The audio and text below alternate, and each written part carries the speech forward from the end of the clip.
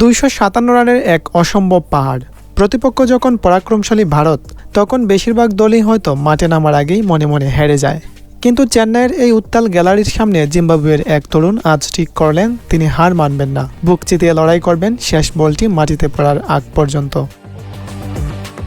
টি-20 বিশ্বকাপের সুপার 8-এর মঞ্চ চেন্নাইয়ের চিপকে তখন ভারতের 256 রানের পাহাড় দেখে উৎসবের প্রস্তুতি চলছে। জিম্বাবুয়ের জন্য বিশ্বকাপে এটাই ছিল শেষ ম্যাচ। সবাই জানতো এই ম্যাচ জিতে সেমিফাইনালে যাওয়ার কোনো জাদুকরী সমীকরণ নেই সিকান্দার রাজাদের হাতে। সমীকরণ ছিল একটাই, সম্মান নিয়ে মাথা উঁচু করে বিদায় নেয়া। বিশাল সেই রান তাড়া করতে নেমে শুরুতেই যখন হোঁচট খাচ্ছে জিম্বাবুয়ে, আর্শদীপ সিং এর আগুন জড়ানো ইয়র্কারে যখন স্টাম্পগুলো ছিটকে যাচ্ছে, তখন ক্রিজের এক প্রান্তে পাথরের মতো দাঁড়িয়ে গেলেন ব্রায়ান বেনেট।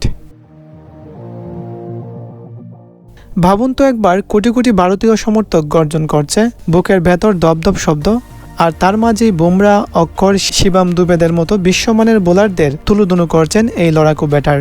বুমরার নিখুঁত বাউন্সার, বেনেট যেন হেসেই উড়িয়ে দিলেন বিশাল চক্কায়। শিবাম দুবের স্লোয়ার বল গিয়ে পড়ল গ্যালারির দ্বিতীয় তলায়। আর্শদীপের 3 উইকেটের তুপে যখন অন্য প্রান্তে সঙ্গীরা কেবল আসছেন আর যাচ্ছেন, বেনেটের ব্যাট তখনও তরবারির মতো ঘুরছে। 59 বলে অপরাজিত 97 রানের এক মহাকাব্যিক ইনিংস।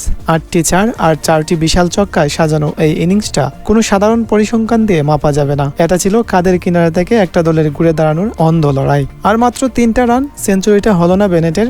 72 রানে ম্যাচটা ভারত জিতে নিল ঠিকই, কিন্তু দিন শেষে চেন্নাইয়ের দর্শকরাও উঠে দাঁড়িয়ে হাততালি দিতে বাধ্য হলো এই বীর যোদ্ধার জন্য। বিশ্বকাপ থেকে আজ জিম্বাবুয়ে বিদায় নিচ্ছে, কিন্তু পুরো টুর্নামেন্ট জুড়ে তারা যে রোমাঞ্চ ছড়িয়েছে, সিকান্দার রাজা থেকে শুরু করে বেনেটরা যে রেকর্ড আর লড়াইয়ের গল্প লিখে গেছেন, তা ক্রিকেট বিশ্ব মনে রাখবে বহু বছর। হারার আগে অন্তত হেরে না যাওয়ার যে মন্ত্র তারা বিশ্বকে দেখিয়ে গেল, সেটাই তো এই খেলার সবচেয়ে সুন্দর মুহূর্ত।